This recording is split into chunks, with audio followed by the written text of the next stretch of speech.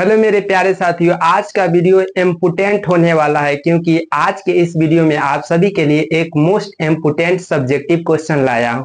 वह subjective question है कि जीवधारियों को पोषण की आवश्यकता क्यों होती है। तो चलिए इसको एक पीडीएफ के माध्यम से सॉल्व करते हैं, आसान से आसान और सरल से सरल भाषा में।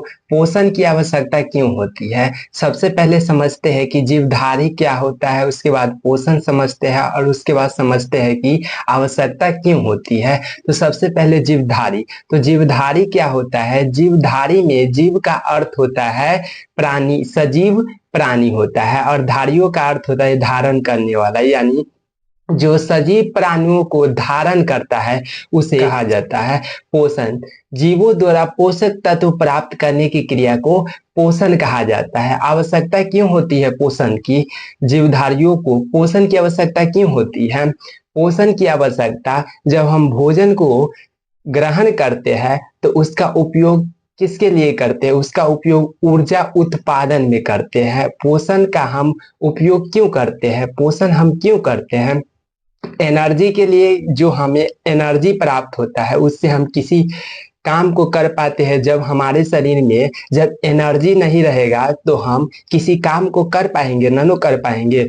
तो ऊर्जा उत्पादन के लिए और वृद्धि के लिए भी पोषण आवश्यक होता है। जब हम पोषण ही नहीं करेंगे तो हम क्या बढ़ पाएंगे? नहीं बढ़ पाएंगे, और कुपोषण का भी लक्षण दिखने लगेगा। तो पोषण की आवश्यकता क्यों होती है?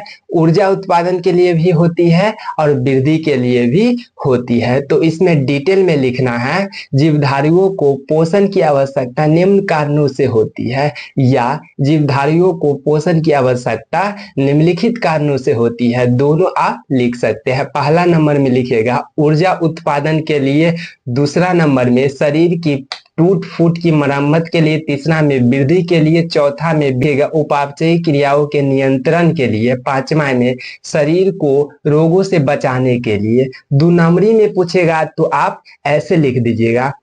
यदि आपको 5 नंबरी में पूछा जाए, यदि आपको बिहार बोर्ड 5 नंबरी में पूछ लेगा तो आप क्या कीजिएगा?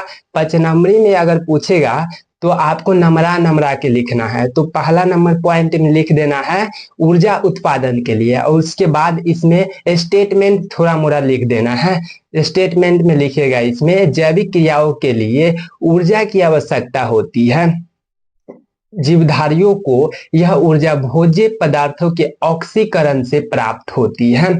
दूसरा नंबर में लिखिएगा शरीर की टूट फूट की मरम्मत के लिए में लिखिएगा विभिन्न जैविक क्रियाओं में शरीर के ऊतकों की टूट फूट होती है, इनकी मरम्मत के लिए पोषण की आवश्यकता होती है। तीसरा नंबर वृद्धि के लिए नए जीव द्रव्य से नई कोशिकाएं बनती है, इनसे जीवों की वृद्धि होती है। चौथा नंबर में लिखिएगा उपापचयी क्रियाओं के नियंत्रण के लिए, और इसमें स्टेटमेंट लिखिएगा भोजन को पचाने तथा श्वसन आदि उपापचयी क्रियाओं में कुछ निर्माणकारी और कुछ विनाशकारी क्रियाएं होती रहती है। इन क्रियाओं के संपन्न होने से तथा इन क्रियाओं पर नियंत्रण के लिए ऊर्जा की आवश्यकता होती है।